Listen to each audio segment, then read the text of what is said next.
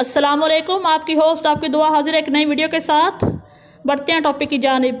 इब्तिदा है रब्बे जलील के बबरकत नाम से जो दिलों के भेद जानता है। देखती आंखों सुनते कानों तारक अजीज़ का सलाम पहुँचे। तारक अजीज़ के लाजवाब अल्फाज अरबी लोगों के जहनों में नक्श हैं। ये अल्फाज न सिर्फ तारक अजीज़ की शख्सियत की पहचान बने बल्कि इन्हें शोहरत की बुलंदियों तक पहुँचा दिया। इन लाजवाब अल्फाज के बारे में तारक अजीज़ ने खुद कहा था, नीलाम घर प्रोग्राम के हवाले से मुझे खतूत आते रहते थे। एक दिन एक अंधे लड़के ने खत लिखा कि मैं आपका प्रोग्राम सुनता हूँ, आप मुझे सलाम भी नहीं करते। बस फिर एक दिन अचानक यूं ही फिक्रा जहन में आया जो तारक अजीज़ की पहचान बन गया। तारक अजीज़ 28 अप्रैल 1936 को जलंधर बरसगीर में पैदा हुए।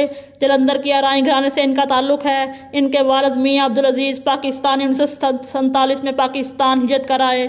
आपके वालिद साहब पाकिस्तान बनने से 10 साल पहले से अपने नाम के साथ पाकिस्तानी लिखते थे। आपने अपना बचपन साहिवाल में गुजारा। तारक अजीज़ ने इब्तदाई तालीम साहिवाल से ही हासिल की। इसके बाद उन्होंने रेडियो पाकिस्तान लाहौर से अपनी पेशा ज़िंदगी का आगाज़ किया। जब 1964 में पाकिस्तान टेलीविज़न का क़याम अमल में आया तो तारक अजीज़ पाकिस्तान टेलीविज़न के सबसे पहले मेल अनाउंसर थे। ताहम 1975 में शुरू किए जाने वाले इनके स्टेज शो नीलाम घर ने इनको शोहरत की बुलंदियों पर पहुंचा दिया। ये प्रोग्राम कई साल तक जारी रहा और इसे बाद में बज़्म तारक अजीज़ शो का नाम दे दिया गया। तारक अजीज़ हमजहत शख्सियत हैं। उन्होंने रेडियो टीवी के प्रोग्रामों के अलावा फिल्मों में भी अदाकारी के खूब जौहर दिखाए। इनकी सबसे पहली फिल्म इंसानियत थी और इनकी दीगर मशहूर फिल्मों में सालगिरह, कसम उस वक्त की, चराग कहाँ रोशनी कहाँ, हार गया इंसान काबिल ज़िक्र है। इन्हें इनकी फ़नी खिदमात पर बहुत से अवार्ड मिल चुके हैं और हुकूमत पाकिस्तान की तरफ से 1992 में उसने कारकर्दगी के तगमे से भी नवाजा गया।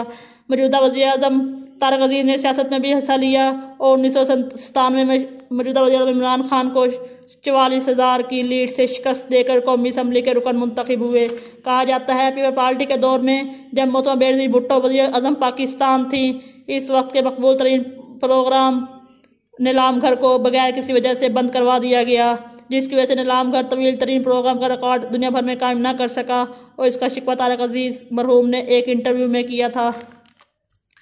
चंद दिन पहले कोरोना की वजह से घरों में मसूर लोगों के जज्बात की कासी करते हुए तारक अजीज़ ने कहा था, यूँ लगता है वक्त थम गया है, रवां दवा ज़िंदगी रुक गई है। कई दिनों से बिस्तर पर लेटे लेटे सोच रहा हूँ आज़ादा नकलो हरकत भी मालिक की कितनी बड़ी नेमत है। न जाने पुराना वक्त कब लौट के आता है, अभी कोई उम्मीद नज़र नहीं आ रही। ट्विटर अकाउंट पर इंतकाल से 2 दिन पहले कलमा शाद भी ट्वीट किया। इनका इंतकाल हरकत कल्ब बंद होने की वजह से हुआ। इस वक्त इनकी उम्र 84 साल थी। आखिरी वक्त जब वो ड्राइवर के साथ अस्पताल जा रहे थे तो आपने ड्राइवर से कहा, मेरा वक्त आ गया है। ड्राइवर ने हौसला बढ़ाया कि हम अस्पताल के बिल्कुल करीब हैं। साथ ही तारक अजीज़ खालिक हकीकी से जा मिले। तारक अजीज़ ने अपनी वफ़ात से 2 बरस कबल अपनी वसीयत में तमाम असासे पाकिस्तान के नाम कर दिए थे।